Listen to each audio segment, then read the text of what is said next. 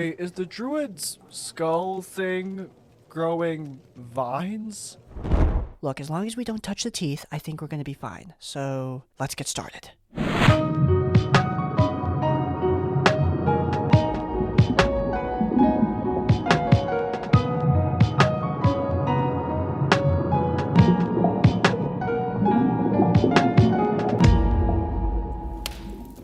The DM NPC gives away various wondrous items to the team. My girlfriend receives a Cloak of the Bat. The DM, if you wear it, you become an ordinary bat, but you have the bat stats. 1 hit point. Player, bats just have 1 hit point, so if I go to 0 or below, I'll go back to my human form, right? No, you'll just die. Wait, what? But bats have 1 hit point, and shapeshifting doesn't work like that in 3.5. It is what it is, as I said. If you don't like it, don't use it. We left a few sessions later. While certainly not every magic item needs to be as powerful as the Sword of Cast, and some magic items are just going to be there for the funsies, perhaps giving your players items that just actively shoot them in the foot isn't the most, exhilarating reward.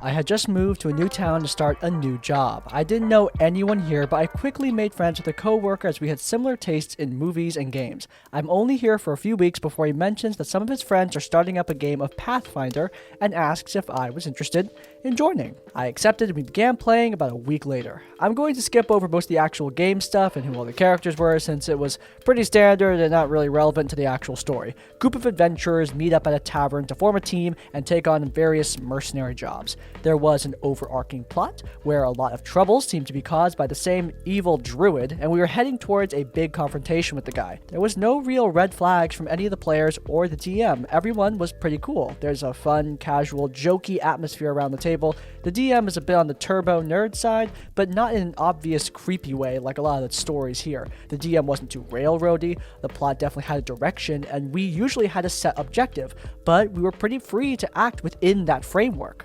The game came to a screeching halt when one of the players privately linked us to a story on a self-publishing site. This may not be the best term. It was set up so you can get a page or two for free, and then you pay a few dollars for each chapter after that. The story is clearly based on the campaign we're playing, a lot of shared character names, and the plot points are the same. Now, if you read the title of this post, you're probably not too surprised by this revelation, but here's where it gets weird. This is one of those modern-day people get pulled into a fantasy world type stories. So not only were our characters featured, but the players were featured as well. You know when you're playing a game and everyone is aware of game conventions and pop culture? For example, the party was trying to escape a trap where the walls are closing in, and someone made a reference to the trash compactor scene in Star Wars. That line made it into the book. You might be thinking that this is pretty weird, but not really a horror story. The plot of this story switched between the fantasy world and the real one. The characters would go on magical adventures fully aware of everything that was happening, but then pop back to the regular world to go to their day-to-day life completely unaware that anything supernatural was happening.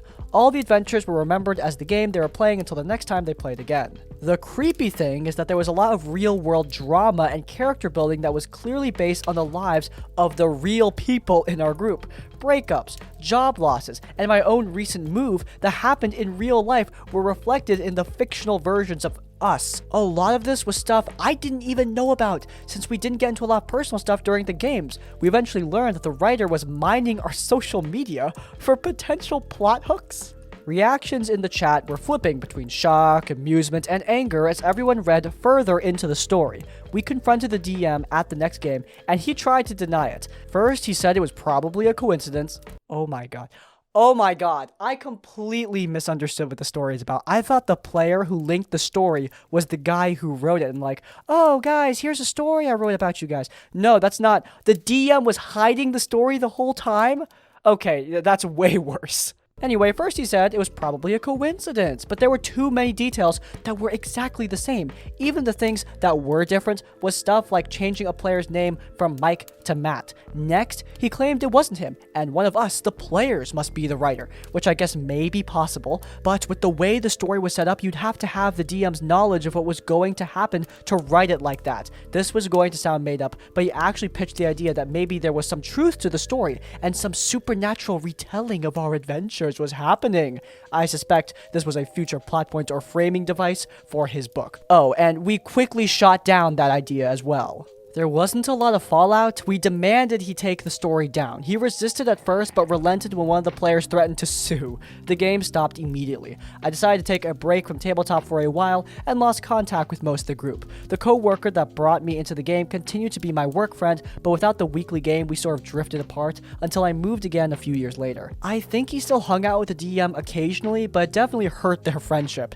In the end, no real harm was done. It honestly might have been really cool if it didn't come with a side of cyber stalking, but it was definitely weird to read a character based on you describing your internal reaction to things that had actually happened to you. So yeah, this story isn't great. If you're gonna write about your D&D group, I think you should at least tell them so that you could get their thoughts on the matter. I think consent is important in life. Clearly the DM didn't get it in this case.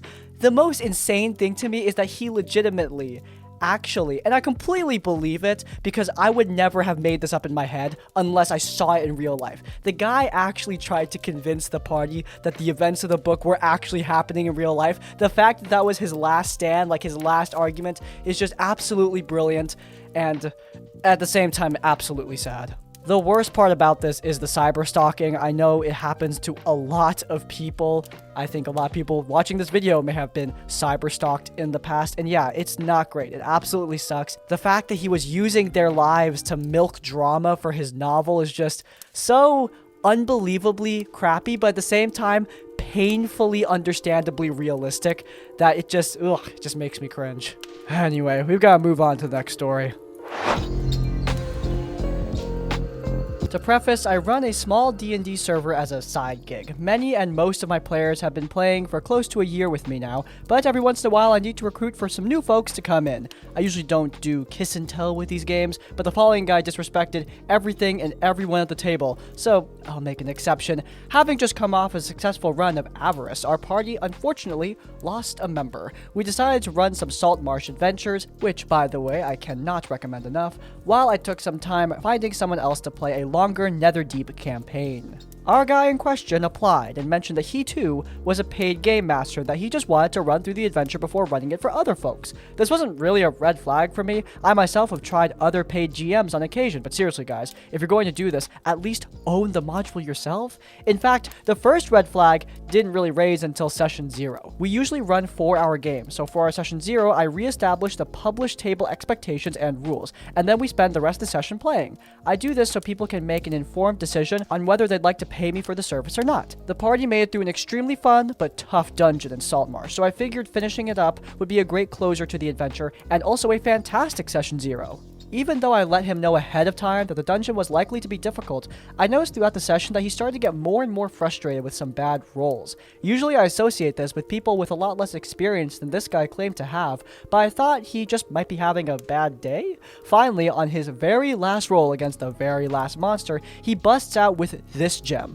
I rolled a nat 20 on my physical dice here. I can take a picture if you want. There it was, the red flag, waving in all its glory. I didn't actually call him out on it here. I should have, but I didn't. It was the last session, it was inconsequential, and it was a roll in an adventure we weren't continuing after the session. I still have to make good first impressions, so rather than imply he was lying, he almost certainly was, I decided to give him the benefit of the doubt. In fact, I didn't even realize there was anything wrong with his overall behavior until after the final chapter of the campaign. These things might seem a little bit obvious in hindsight. You might even think I'm a bit naive here, but you have to understand that my usual group of friends are fantastic. Even with the shady role, I have never dreamed that someone would go to the lengths that this guy went to cheat at a board game. For a while, in fact, everything appeared to proceed just like I expected it to. It wasn't until they were on the road headed to the next major plot point that I became suspicious. In one or more entertaining random encounters, they saved a person who promised them payment when they got to the next point of interest on the map. It was here our friend made his first huge mistake. I had been explicit in telling the players that they would receive a reward at the next point of interest, and as the encounter wrapped up, our guy, probably trying to make sure that they got that fat loot, almost literally shouted out, "Hey, what about giving us our reward? X amount of gold." Now, I had intended on giving them the delayed reward, something a little bit better than the adventurers could receive if they do indeed meet this man further down the road. However, if the adventurers demand a reward right now, he will indeed give them X amount of gold. The problem, as you may have guessed, is that I never made any mention of a gold reward. In fact, I double-checked with another player I trusted. We both talked about it and decided that while it was unlikely that he simply guessed the exact gold piece reward, it was at least possible? Unfortunately for our friend, this little interaction had caught my attention, and it wasn't before long that he began again, acting very suspiciously. Another encounter on that very road is made up of two threats, one of them an obvious circling airborne threat, and another more insidious hidden one, guarding a valuable item. Our guy took the lead in this encounter and proceeded to do everything in his power to avoid the hidden threat instead of the overtly stated one. I'm not going to lie, I genuinely found this frustrating. I felt like the guy was playing the table like he had a Prima official strategy guide, and for all intents and purposes, he was, but up until that point, I didn't really have anything that I could solidly point to and say, "You're cheating." In fact, our hero's downfall did not come at the hands of some difficult encounter he cheated his way through, nor did he uncover some super secret magic item he would have no other way of locating. It came at the hands of an NPC who has maybe a paragraph dedicated to him in the adventure. The players eventually arrived in a bleak militaristic town. The place is a real horrorscape, but not due to the people living in it. They're for the most part honorable and just trying to survive in a pretty bad situation. The players come across the NPC in question. He's doing pretty terrible chores. Here, I had an idea. To impress upon the players the sense of community and duty they expect in the town, rather than introduce himself when the players walk up, he simply said, "You guys just gonna stand around looking, or you guys gonna help?" I did this thinking that the players would help him with the chore. They could even come together for a handshake moment and a real introduction. Maybe they would even come away feeling like they'd earned a little bit of respect in the town in the process. Instead of this fun scene, our guy finally outed himself, calling out to this nameless NPC as far as they're concerned, but he calls him by his real name. When we went on break, I actually double-checked with the rest of the players, making damn sure I didn't mistakenly introduce him at one point in the scene. And that was it. I had him, outed by a literal one-off NPC. I let him finish out the session, which he hilariously ended by attempting to ready a spell for something that he, of course, had no info on. To be honest, in any other circumstance, readying a spell there wouldn't have been that outlandish, but I now had to question whether every action he was taking was intuitive, or if he was simply reading the module, because he was. Due to this, I unfortunately had to remove him from the game and server due to the negative impact he was having on the table. He did wind up sending me a Discord message after I removed him from everything, but I figured it was some indignant or angry remark or rant, and I simply didn't have the time for that. And that is the story of how some guy paid me cash money to get kicked from a D&D table for cheating. Thankfully, the guys at the table took it in stride, and the damage done by the cheating wasn't too terrible. His character walked away after giving up the important stuff, and we all chuckled about the situation before moving on with the game. I hope you enjoyed the story if you've made it this far. Good on the DM here. It always sucks when we see dungeon masters and tables in general not be able to handle these sort of situations, and honestly, don't blame them. D&D is a game we're playing for fun, and when a social situation like this comes up where you have a problem player who's ruining it, it can be hard to navigate that sort of thing. However, specifically here, we're looking at a paid D&D game. This DM has a greater obligation to his players, because the players are paying them. However, here, the DM handled the situation well. They didn't automatically assume that the cheating was cheating, even though they had a suspicion they couldn't confirm it. One session later, or at least a couple sessions later, the DM noticed some proof, and then, immediately after the session, got rid of that player who they knew would be a problem in the future. Cheating in D&D, especially in a game where everyone is paying for the experience, it can be a serious problem. With all that being said, though, I think it's a shame that the DM didn't read that text message. I am really curious to see what it would have said. I mean, it wouldn't have been anything good, I'm assuming, but it would have been entertaining at least. So this is one I've been sitting on for a while now. I was a freshman in college when I first learned to play Dungeons and Dragons. I joined a group where we would play twice a week, and occasionally the players would try their hand at their own campaigns. For the most part, this was really fun, seeing everyone's different DMing styles. There was a good number of us at the table, but the only ones really relevant to the story are myself, of course, playing as an artificer grunge, though I always played him more like a rogue than anything else, because I was still unfamiliar with the game at the time, and that guy turned DM, someone whom always played paladin or cleric. He did stupid stuff on the regular as an Oath of Redemption paladin. He once planned in depth to set fire to an innocent refugee camp during the apocalypse in one game, and was very vocal and defensive about his religion. I won't get into what religion it is. If you know what religion it is, feel free to check my comment history and it will show up pretty quickly, but it's extremely popular only in my specific part of the world. And I myself was even a part of it for most of my life until I left it a year prior, so needless to say, I was familiar with the in-speak. Likewise, several other players at the table were also former members, and even had names straight from their holy book. We began with a complete random beginning that straight up invalidated each of our backstories. We're all teleported from our own respective planes to the middle of a field. In introducing our characters, 2 players exploited the sudden plane shift by having... What? It was all in good fun, and they were in no ways detailed or explicit, but the DM did not see it that way and snapped, interrupting the character introductions, meaning my character was not even introduced. The DM described how we saw a large group of dark, Native American-looking tribal warriors running at us from the south, weapons drawn, which rightfully made our level 1 asses try to, flee. You can't run away. Why not? Because there's a force field keeping you in combat. Ridiculousness aside, we shrugged and started shooting from the distance when a tall, muscular man, a priest of his people, came walking calmly into the fray. He looked Native American, but with fairer skin than the heathens that attacked you. In one hand, he held the DM's IRL holy book. Putting the racism aside, all the players looked at each other with incredulousness. The priest started casting fireballs at the heathens, killing them very quickly, and whenever they shot at him, the arrows were all deflected. This was a gimmick ripped straight from his scriptures. One player decided to try firebolting the holy book out of the priest's hands, but the DM says it definitely wouldn't work since the arrows were being deflected, but he could try. Nat 20. The DM scowls and concedes that the holy book burns to ash, but they had plenty more left in the guild storage. It was only after the priest finished dispatching the warriors that he turned to us and asked, "Would you like to join the literal full name of the DM's IRL church?" "And what if we say no?" the fighter asked. You die. Rolling our eyes because we all knew how this was going to go, we relented and begrudgingly joined his religious guild. The DM admitted that we weren't supposed to run from the fight because otherwise we wouldn't have seen the NPC win. We weren't supposed to be able to stand a chance on our own. Nothing eventful happens for the remaining few sessions of the campaign, and I don't even remember most of it.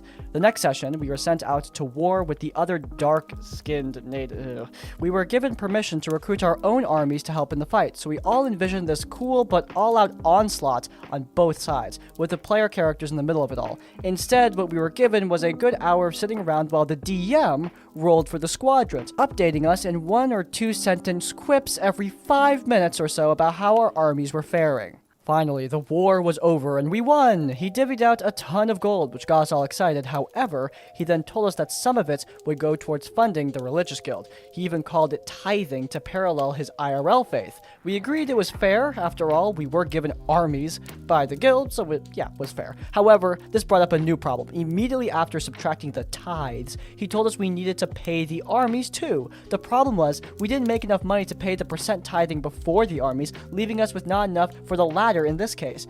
I respectfully pointed out that technically you were allowed to pay tithing after taxes or necessary expenses, to which he snapped that apostates shouldn't pretend to know anything about the church. Whatever, we made it work, we were in debt, but we set out on ships back for home, despite not taking boats here in the first place. Suddenly, our ships get hit by something, and we all roll deck saves to avoid being flung off. A few of us failed our rolls, but as a grung, I couldn't be picked up by the fighter Aarakocra without poisoning him, leaving me with little way to get back on board. The life preservers were all used by the other players. Thinking on my feet, I pulled out some sort of staff or stick I had and got picked up that way. Unsatisfied, the DM made us roll once more, as whatever hit us again. I fell off and tried to use the same method, but the DM said that the stick must have been knocked into the ocean this time, so I was stranded until they readied a new life preserver. I don't know why you couldn't just reuse the other ones, but okay, whatever. The orcas, as it was now revealed, began attacking me. They'd bite at me, and every time I'd make a con save against being poisoned. I stabbed them with poison daggers, again making them roll saves. However, despite orcas only having +1 constitution, I'm a druid main now, so I realized this much later while looking through beasts, they somehow always succeeded on the saves, even though all 8 to 15 times they could have gotten poisoned. I get that's only a DC 12, but it still seemed impossible. However, being still new to the game, I thought it lucky, but didn't realize just how lucky it was for them. There, I was stranded in the ocean, getting bitten repeatedly by seemingly poison-immune orcas, while the Arakakra contemplated risking his last bit of health to save me, and the bard used his spell slots on Healing Word for me to stay alive. Regardless, I eventually died and had to make a new character for the next session. The players were just as annoyed at this campaign as I was, and between sessions plotted to use a spell that one of them would get in the next level to return to each of their own respective dimensions. The DM heard of this, and though I had worked the night they tried to pull it off, from what I heard, the DM stopped it with some reverse Uno Deus Ex Machina type of setup. After that session, they never actually played that campaign again, though we all agreed it was definitely for the better. Even the DM realized a lot of his mistakes and tried DMing again in a couple months, where he did a lot better of a job, and created a genuinely fun and engaging campaign. Hopefully a less racist one too. But anyway, I don't think we need to talk about that. I don't think I need to enumerate to you guys that you shouldn't be racist. Racism is kind of cringe after all. But aside from that, this campaign has plenty of problems. First and foremost, the proselytizing thing. Yeah, that's also weird. Also something that's probably rather obvious to the vast majority of you. Railroading is the main D&D problem here. We see a lot of it in a lot of RPG horror stories. Here, it's pretty direct, with force fields and forced battles. But on top of that, the DM just straight up not allowing the players to participate. I see this become a problem a lot, especially with big battle events, or just big events in general, where the DM has a very specific plan for this massive set piece that they've been planning for a long time. A lot of DMs feel that pressure to succeed. They want the event to be as good in the game as it is in their mind, and therefore they can often take away that player choice. It seems that's exactly what this dungeon master was doing, and yeah, that sucks. Obligatory timestamp. This happened almost 9 years ago, but I remembered it since I'm about to start DMing a campaign for my siblings. Going through old notes, and I recall the day that almost destroyed my tabletop career for good. Some context. I was about 20 years old, I was in college, and I was dating a girl who was a couple years older than me. She was a waitress at a restaurant on a popular street in our city. We would meet up when we were done with our service jobs and get drinks at the bars up and down that street. The community of workers was pretty tight-knit. I've always been a gamer, and she was pretty open-minded about nerdy stuff. In comes James, that's his fake name. James is a pretty burly, beardy bartender who really hooks it up at his bar. Whenever we come in, there's several free drinks, and we have fun. Eventually, we all got to talking about nerdy stuff, and he brings up that he's DMing a big homebrew campaign. He regales us with some really cool old campaign stories, and we're receptive. We get invites to play new characters in the next session. Everything seems really good. We'd all been casual friends for at least a couple months now too. So I show up, half-elf rogue, level 3. This is my first ever tabletop experience. My girlfriend at the time was playing a human fighter, I think? We weren't super creative the first go-around. There's 4 other players, one of whom was DM James's girlfriend. The campaign kind of plays in the background while we're finishing up rolling our characters and going over the players' guides. The party finds us camped out in the woods. Me and my girlfriend had worked out an on-the-run couple backstory together, and we were excited to see how it plays out. We're attacked by monsters, we make it out just fine, and the party camps in the woods. This is where it gets bad. DM asks everyone what their will save modifier is and roll some dice. Uh-oh. Apparently there's a Wendigo in this forest, haunting a level 3 party. It cast Nightmare on us as we slept, and of course, I am the only one to fail their saving throw. I wake up haunted with cannibalistic nightmares. The party wizard immediately recognizes what happened, we roleplay it out, and basically the DM says that I'm doomed to turn into a Wendigo, and that when I do, I will cannibalize another member of the group before turning into a dreaded monster and killing the entire group. My character tearfully says some goodbyes. Again, very first session ever. I'm just trying to get into it and be a good player, and my girlfriend's character mercifully chops off my character's head. I'm given a new sheet and start cooking up another character for the next session. It's only years later that I discover that the actual rules for Wendigo psychosis is not an absolute death sentence. I stick around for a few sessions with my new bard, having fun. I trust this dude, I just assume that this is what happens in hardcore role-playing, until there's a night where the party wins a big arena battle and we go to the tavern to celebrate. My girlfriend's character and my character are flirting, since we're pretty much trying to shoehorn our own romance in the story, but the tavern owner, see the parallel, slides in and starts really landing persuasion rolls to win her over me. My character engages in a drinking contest, and after some dice rolls and an awkward threesome setup, fails to get in on it and falls asleep while the tavern owner and my girlfriend's character get it on. Later that week, the DM texts my girlfriend and casually suggests that she join him and his in a...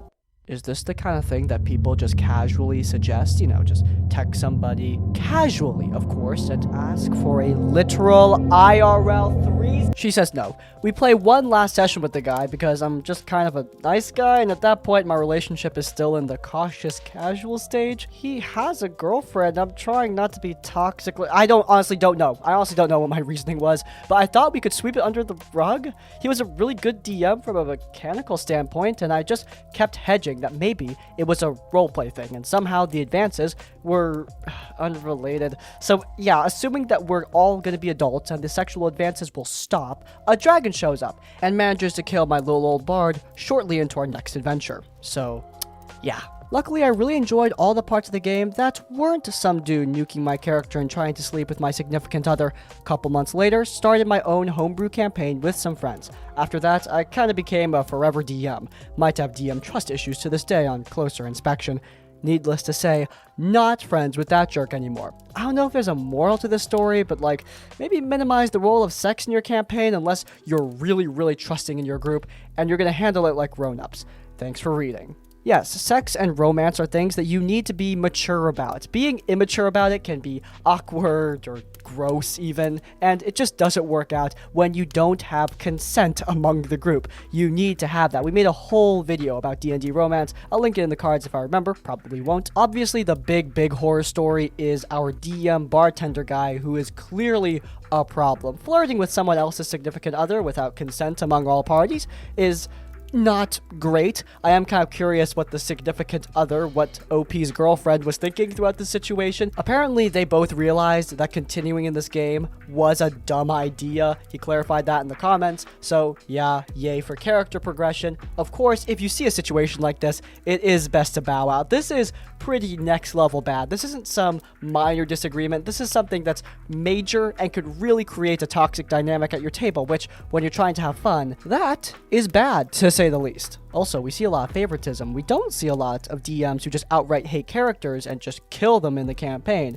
This is obviously a really bad example of that as well. It's all just bad in general, but I'm glad to see that the OP continue playing D&D and seems to have a good campaign going. That's nice to see. And that is where we are going to be ending today's episode of RPG Horror Stories. I hope you guys enjoyed the new set, and if you did, please do leave a like to let me know if you want to see more of my content. Then you should check out Q and Play, my monthly Q&A series where I answer your questions in a rambling unscripted format while playing some video games. It's linked in the cards, and while you're there, subscribe to Crispy's Tavern to get more of our content right as it comes out. And finally, if you want to leave your own stories or thoughts, go down to the comments down below. If you can't think of a comment, leave the comment you want a what? To let me know you made it to the end of the video. That's like, comment, subscribe. I will see you all next time. Farewell.